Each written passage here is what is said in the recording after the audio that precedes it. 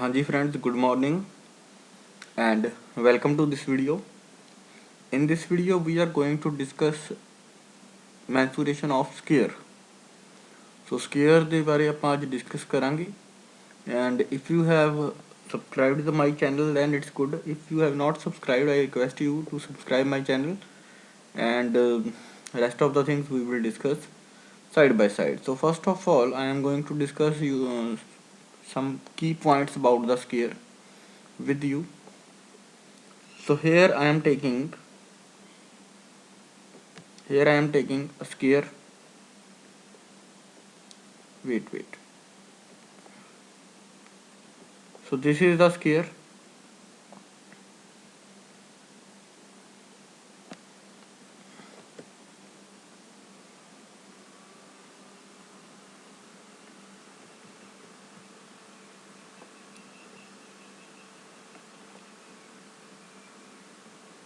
Okay, so this is the scare and इसदे बारे गल कर लैंने आ इसदे विच की हुंदा है सब तो पहला.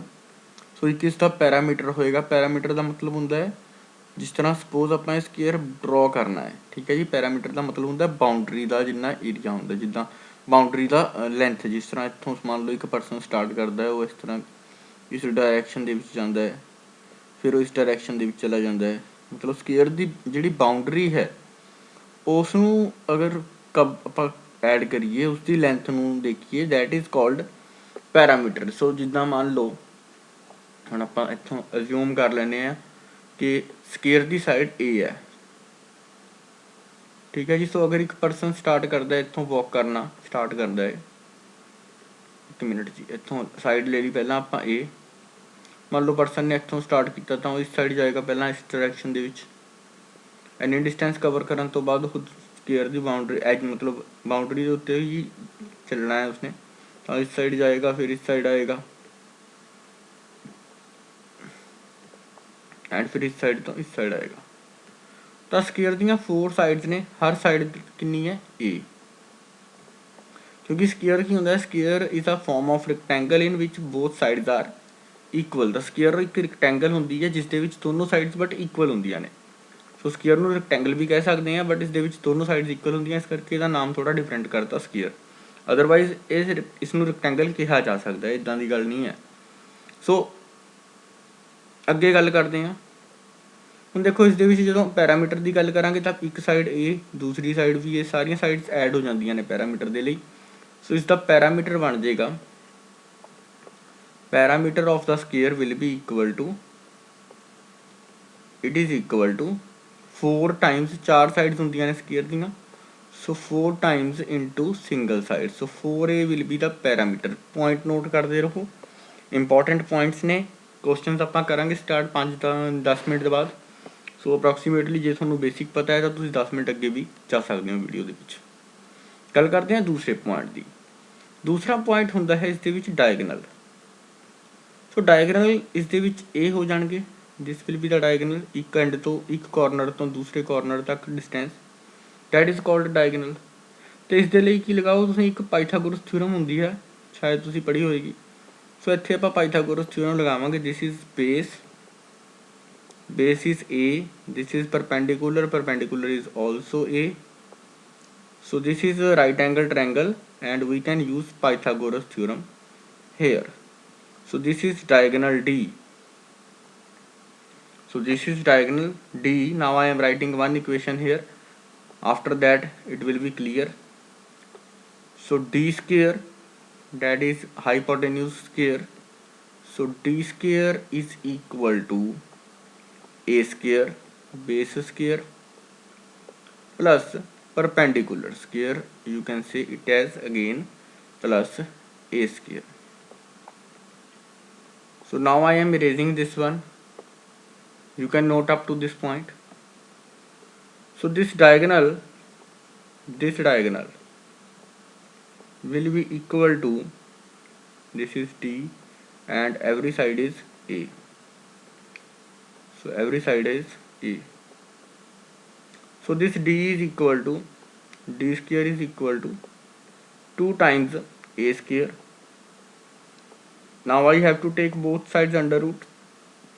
So this is equal to 2A square. and if I have to find the diameter, then diameter will be equal to under root 2 times a. So sometimes the side of the sphere is given and you have to find the diagonal. So sorry, diameter nahi, diagonal.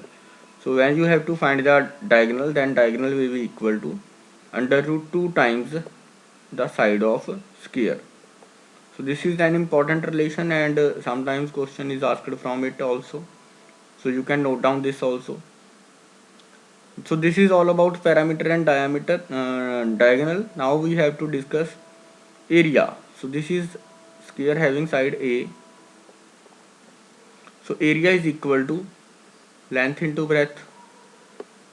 Rectangle, we know the formula, length into breadth for rectangle. So its area is equal to A into A. So that means its area is A square.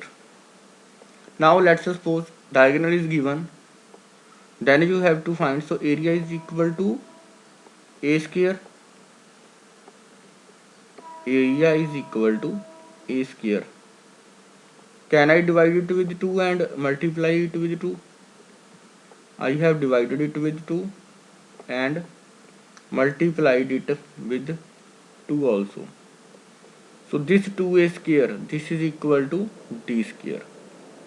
So square of the area, we can write it as d square diagonal square by 2 also.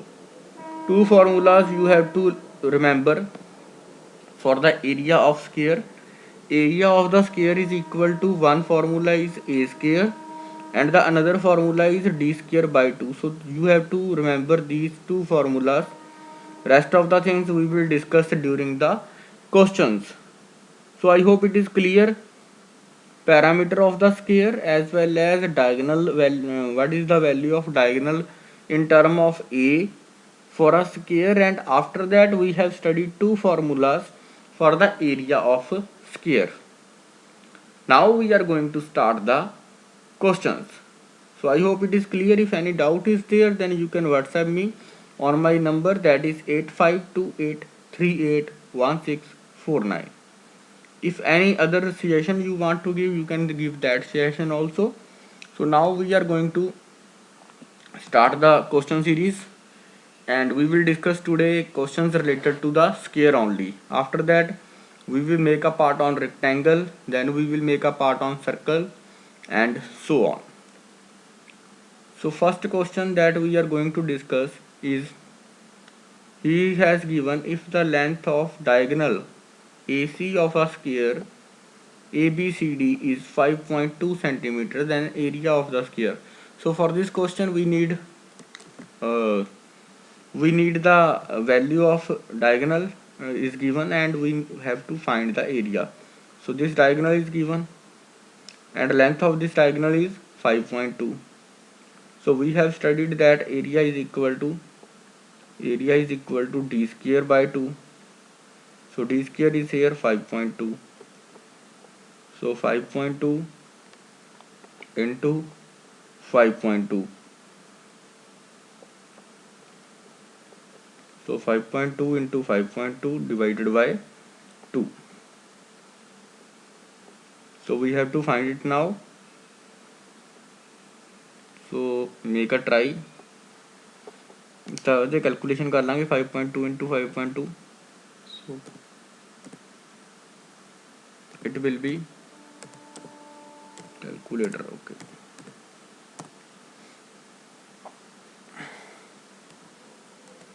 So 5.2 into 5.2 equal to 27.2, that is divided by 2. So it will be 13.52. So answer will be 13.52. So इस question का answer बनेगा जी 13.52. Okay.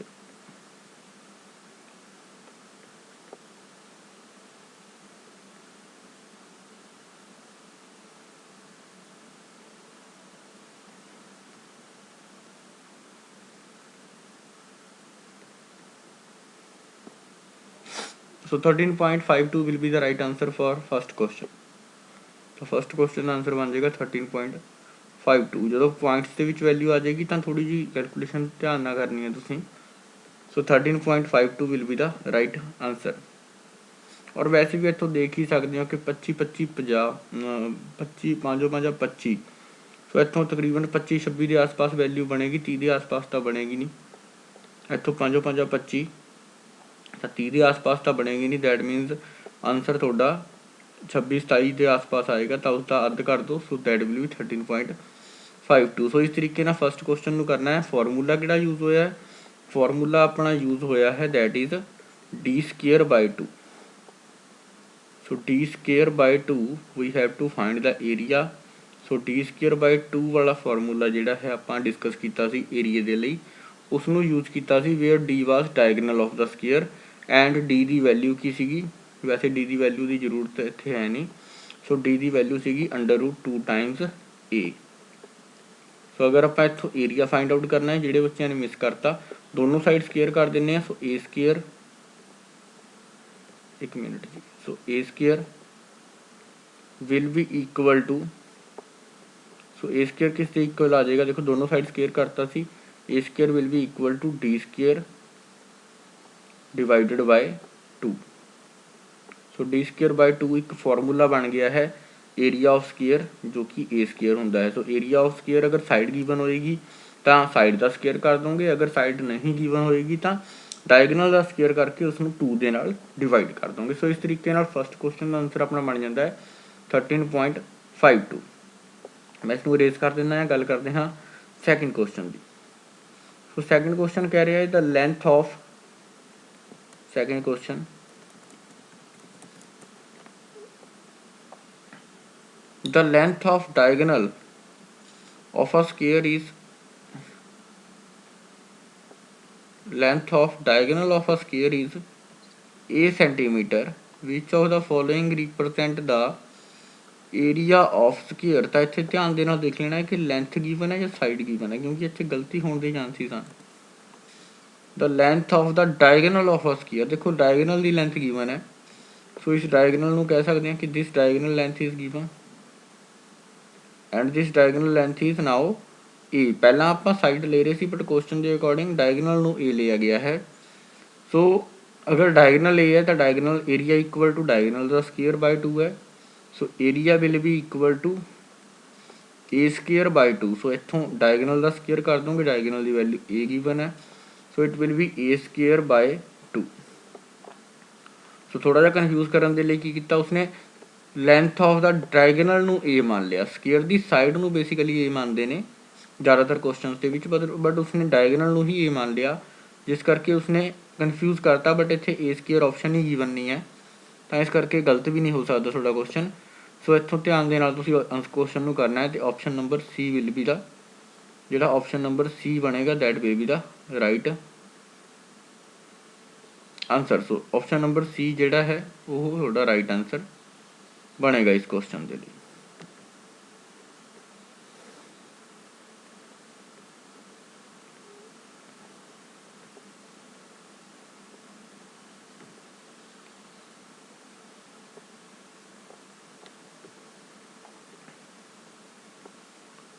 सो गल करते हैं third question की। Third question थोड़ी screen के उत्ते डिस्प्ले, रेक्टेंगल का क्वेश्चन है, इस करके स्किप कर रहे हैं। नैक्सट क्वेश्चन भी रेक्टेंगल का है। So square between a square of parameter, so अगला क्वेश्चन स्केयर का बन गया है जी।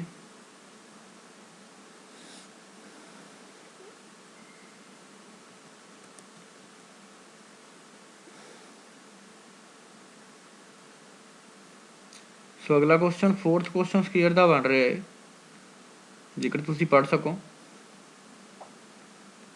तो फोर्थ क्वेश्चन स्केयर का की है, एक अपने को सर्कल है तो एक अपने को की है, एक अपने को स्केयर है। सो ड्रॉ कर लेने जी इतों, जेकर जरूरत लगती है, वैसे जरूरत इन्नी होंगी नहीं है। सो एक अपने को सर्कल है, एक अपने को स्केयर है, दोनों का पैरामीटर की है 44 है। सो दोनों का परिमाप कह सकते हैं। सो परिमाप जो है वो पंजाबी वाले स्टूडेंट भी नाल कई बार जुड़ जाते हैं, सो उन्होंने भी क्लीयर होना चाहिए है। सो पूछ रहा है अपने को एक स्केयर है, स्केयर ऑफ पैरामीटर है 44 सेंटीमीटर एंड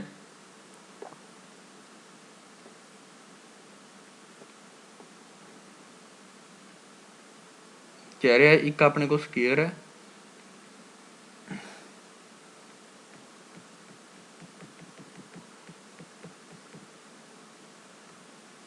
सो एक अपने को स्केयर है उसका पैरामीटर 44 गिवन है तो दूसरा अपने को सर्कल गिवन है, सर्कल का भी पैरामीटर 44 है।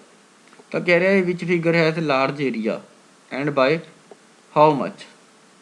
तो इस लार्ज एरिया पूछा है कि लार्ज एरिया किसका है। वैसे मैं थोड़ा दसना चाहूँगा अगर अपन गिवन पैरामीटर होए तो फॉर द गिवन पैरामीटर हमेशा सर्कल का एरिया सब तो ज़्यादा होंदा है।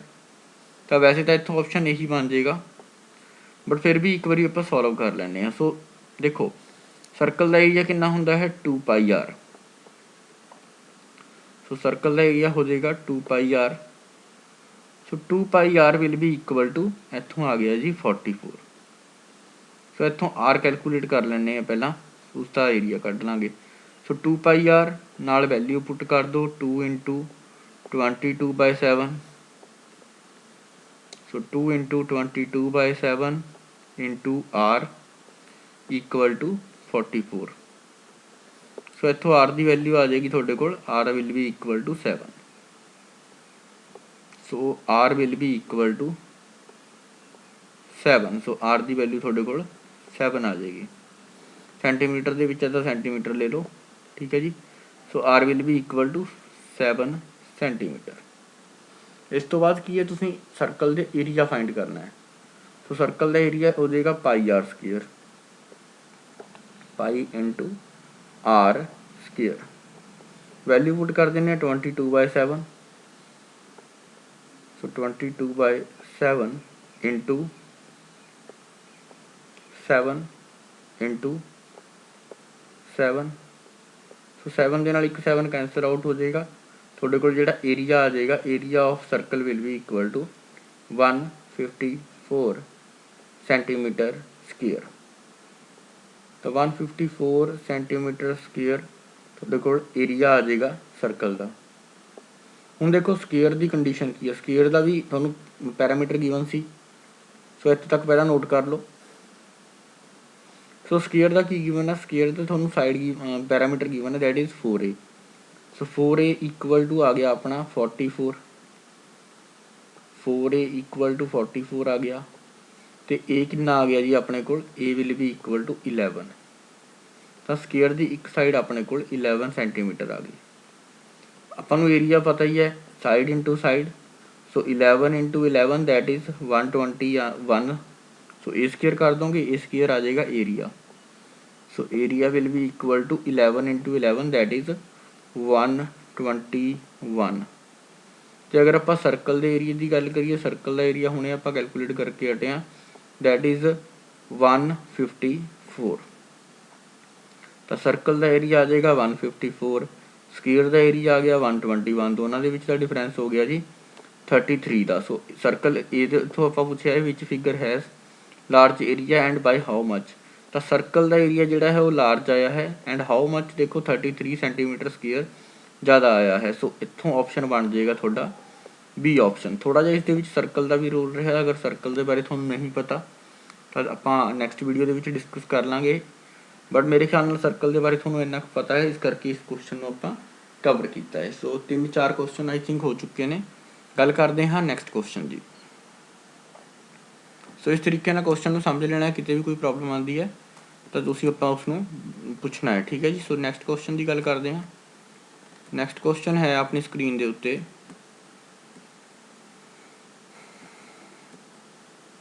The parameter of rectangular table rectangle ठीक है जी। 5th क्वेश्चन देख लें। सो कह रहा है the parameter of square and circular field are same if area of circular field is. अच्छा क्वेश्चन है बहुत ही एंड इस टाइप के क्वेश्चन की आप उम्मीद भी करते हैं। सो 6th क्वेश्चन हाँ जी कह रहा है the parameter of the circular field and square field are same. तो एक वही क्वेश्चन आप वही डायग्राम दोबारा बना लें। सो कह रहा है कि इसका जोड़ा पैरामीटर है सर्कल का उही पैरामीटर उन्ना ही पैरामीटर इस स्केयर का भी है। अगे कह रहा है area of circular field is 3850। मैं रिपीट कर रहा, कह रहा है area of circular field is 3850 square metre. So इतों आप की फाइंड आउट कर सकते हैं। देखो अपन एरिया गिवन है, सो इतने कर लें 22/7 pi r square. So 22/7 into r square, this is equal to 3850। So this is equal to 3850। थोड़ी जी कैलकुलेशन करके देखते हैं बाकी कितना अपना कैंसल आउट होंगे। सो 11 2 का 22 एंड 11 3 का 33। उस तो बाद 5 बचणगे, उस तो बाद इत्थे 5 आ जाएगा, फिर आ जाएगा 0। So 350 will be there. So 350 ਨੂੰ ਆਪਾਂ ਕੀ ਲਿਖ ਸਕਦੇ ਹਾਂ ਆਰ ਸਕੁਅਰ। ਹੁਣ ਆਰ ਸਕੁਅਰ ਦੀ ਵੈਲਿਊ, ਆਰ ਦੀ ਵੈਲਿਊ ਆਪਾਂ ਫਾਈਂਡ ਆਊਟ ਕਰਨੀ ਹੈ। So r square is equal to 350 into 7। ਇੱਥੇ ਆਪਾਂ 350 ਨੂੰ ਸੈਪਰੇਟ ਕਰ ਲੈਂਦੇ ਹਾਂ, ਠੀਕ ਹੈ ਜੀ। 350 ਨੂੰ ਆਪਾਂ ਲਿਖ ਰਹੇ ਹਾਂ 70 इंटू 5। मैं 70 इंटू 7 इंटू 10 कर रहे हैं, ठीक है। नहीं नहीं नहीं, एक मिनट, 7 इंटू 50 कर रहे हैं जी। सो 7 इंटू 50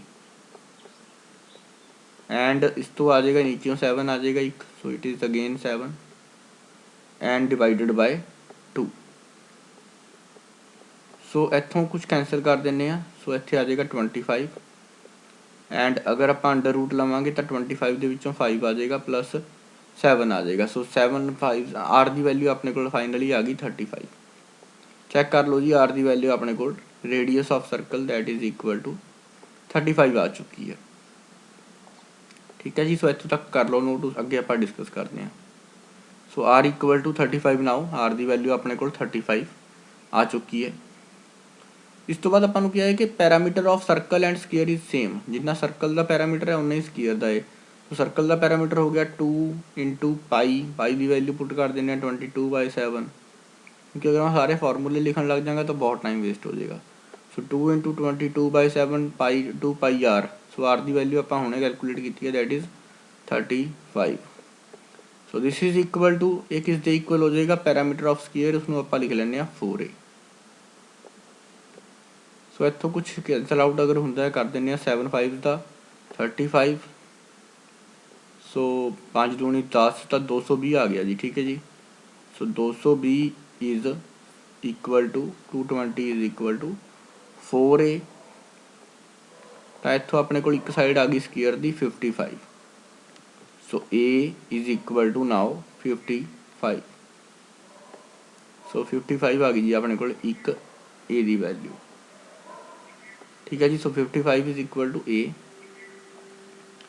तो उस तो बाद हुण आपां करना की है क्वेश्चन के एरिया फाइंड आउट करना है क्वेश्चन के है ना, area of the square. So 55 into 5 55 हो जाएगा।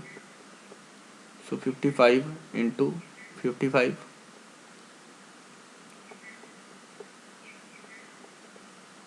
सो ये वैल्यू देखो 50 इंटू 50 होंगे 2500।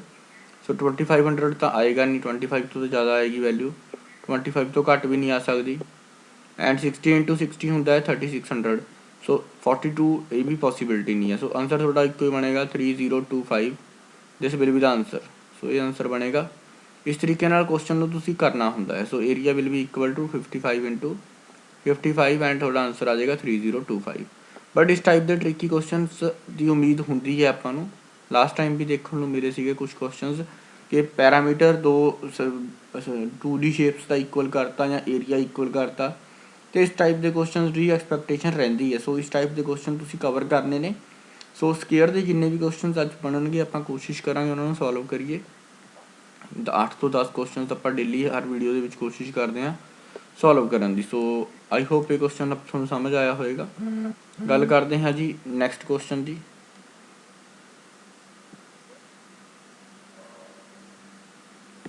एक मिनट वेट करो।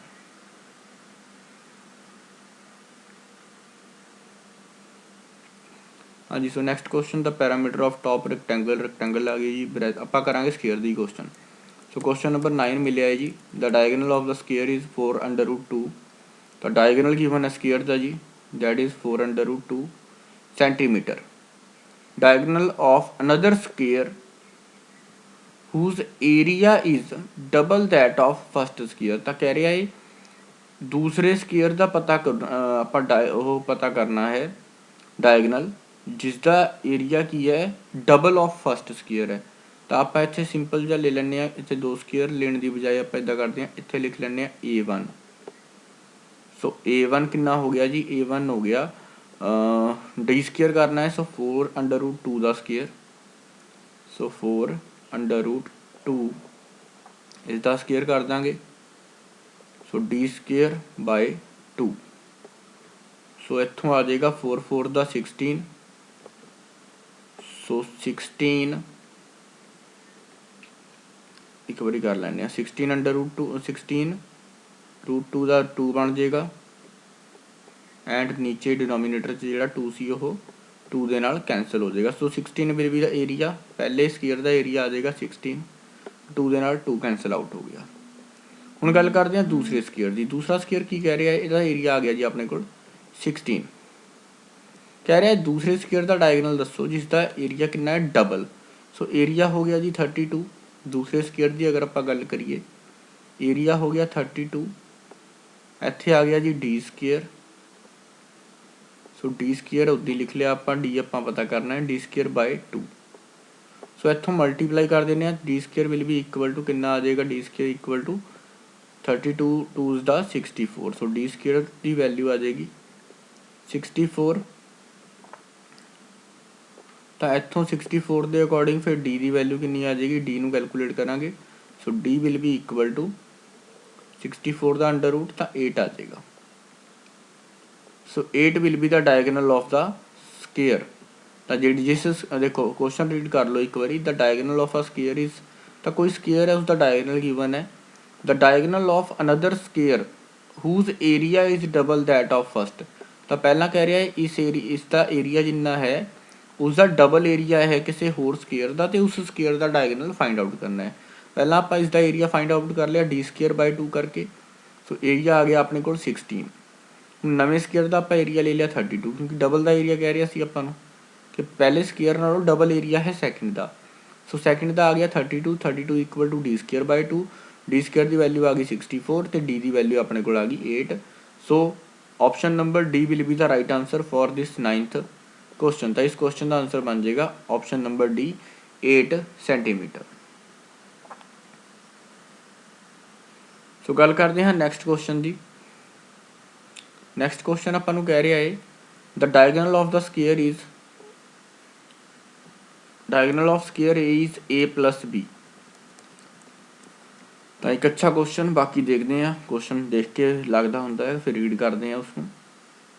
सो कह रहा है the diagonal of a square A is A plus B, the diagonal of square whose area is twice the area of square A is.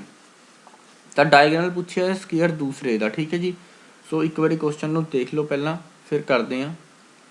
तो दो स्केयर गिवन ने जिस तरह आप पहला क्वेश्चन करके हटे हैं। पहला स्केयर मान लो अपना ए गिवन है। सो ए का एरिया आ गया, इनू A1 लिख लिया आप। सो ए का जो डायगोनल है that is equal to A plus B. So A plus B की फॉर्म च गिवन है। So it is A plus B का होल स्केयर, क्योंकि डायगोनल एरिया किस दे इक्वल होंगे, area equal to diagonal square divided by 2। So A plus B square divided by 2 हो गया जी, ठीक है। दैन उस तो बाद अपन की कह रहा है कि एक होर स्केयर है जिसका एरिया A2 है एंड उसका एरिया की है whose area is twice the area of square A. That means A2 ਨੂੰ ਆਪਾਂ ਕੀ ਲਿਖ ਸਕਦੇ ਹਾਂ, A2 equal to 2 times A1, it is equal to 2 times A1 and इसनों ਆਪਾਂ ਅੱਗੇ अगर ਆਪਾਂ 1 मिनट कंप्लीट ही इतों ही क्वेश्चन कंप्लीट कर लाँगे, डिवाइड नहीं करांगे दो इक्वेशन ਨੂੰ। सो इतों लिखना स्टार्ट किया आप A2 A2 equal to 2 times A1। सो इत्थों A1 की भी वैल्यू पुट करती मैं, सो 2 टाइम्स A1 आएगा। उस तो बाद मैं A1 की वैल्यू इत्थों पुट करती डायरैक्टली। A1 की वैल्यू की आ गई A प्लस B। सो इत्थों आ गई A1 की value A plus B square divided by 2। सो इत्थों तक क्लीयर कर लो पहला। उस तो बाद आपां कह रहा है जिस एरिया, हुण देखो A2 का अगर मैं लिखा, अगर A2 का मैं डायगनल नहीं पता तो मैं इसका डायगनल नूं D लिख सकदा है। उसने पूछा कि है the diagonal of the square, तो उसने डायगनल की ही वैल्यू पूछी है। सो इसमें आप D स्केयर बाय 2 लिख सकते हैं, क्योंकि है तो ये एरिया है। तो अगर आप डायगनल पता हो तो आप इसमें D स्केयर बाय 2 लिख सकते हैं। इस 2 के नाल इस 2 नूं कैंसल कर दो, अपने को आ जाएगा D square will be equal to 2 times A plus B square. So इत्थे आ जाएगा 2 into A plus B square. ਹੁਣ देखो इस तो बाद की है D की वैल्यू तुसीं फाइंड आउट करनी है। Take under root on both sides, दोनों साइड अंडर रूट लाओगे, पावर कट दो कैसे, इत्थे अंडर रूट 2 आ जाएगा। So under root 2 times A plus B। So इत्थों तुहाडा आंसर बन जाएगा ऑप्शन नंबर D। अच्छा क्वेश्चन है, एक्सपैक्ट किया जा सकता है, क्योंकि ईजी नहीं होंगे, कई बार छोटी मोटी गलती कर देंगे ने स्टूडेंट्स। सो अच्छा क्वेश्चन है, इस टाइप के क्वेश्चन की तुसीं प्रैपरेशन करते रहना है। तो आई होप कि तुसीं इस क्वेश्चन को भी समझिया होएगा अच्छे तरीके नाल। जेकर वीडियो तो बेनीफिट थोनों लगे कोई, तो वीडियो को लाइक शेयर और सबसक्राइब चैनल को जरूर कर दो। सो अच्छे क्वेश्चन चल रहे हैं। सो इस क्वेश्चन को भी तुसीं नोट कर लेना है कॉपी के विच, तो अपने नोट्स बनाते रहो प्रॉपरली, क्योंकि नोट्स की बहुत जरूरत रहती है। जो तुसीं रिवाइज करते हो किसी भी चीज़ को, तो तुसीं एक्चुअली नोट्स तो ही रिवाइज करते हो। The length of rectangular garden, find the length of the diagonal of the square garden having the same area. ठीक है जी, नैक्सट क्वेश्चन देखो, क्वेश्चन नंबर 11। बिल्कुल रेक्टेंगल तो स्केयर का कंबीनेशन जरूर है, बट आप कर लैंने, क्योंकि स्केयर के क्वेश्चन तो आप इतने क्वेश्चन करने की कवर करने की कोशिश कर ही रहे हैं। सो नैक्सट क्वेश्चन है, कह रहा है the length of the rectangular garden is 12 metre and its breadth is 5 metre. ठीक है जी, एक रेक्टेंगुलर गार्डन है, उसकी लेंथ तो ब्रेथ गिवन है। Find the length of the diagonal of a square garden having the same area as that of rectangle. तो कह रहा जिन्ना एरिया रेक्टेंगल का है, जिन्ना एरिया रेक्टेंगल का है उन्ना ही एरिया एक स्केयर का है। तो पता की करना है, उस स्केयर की लेंथ फाइंड आउट करनी है, उस स्केयर की लेंथ फाइंड आउट, डायगोनल की लेंथ फाइंड आउट करनी है। सो पहला तो देखो रेक्टेंगल का एरिया लिख लैंने, इत्थे लिख लिया AR। So means area of rectangle लिख लिया मैं। एक इसके इक्वल हो जाएगा length into breadth. So 12 into 5, so 12 into 5 that is equal to 60 आ गया जी। So length into breadth that is equal to 60। So हुण की कह रहा है कि area length of the diagonal find out करनी है जिस च स्केयर का एरिया इक्वल टू रेक्टेंगल का एरिया हो, means AS area of square, this is equal to area of rectangle. So area of rectangle 60 है, एंड अगर आप इस 60 को अगे लिख लीए, so it is equal to D square by 2। सो ये हो गया जी अपना D स्केयर बाय 2। एंड इस तो बाद की आ जाएगा D square will be equal to, so D square is equal to 60 into 2 120। Now take under root on both sides, दोनों साइड अंडर रूट ले लेने।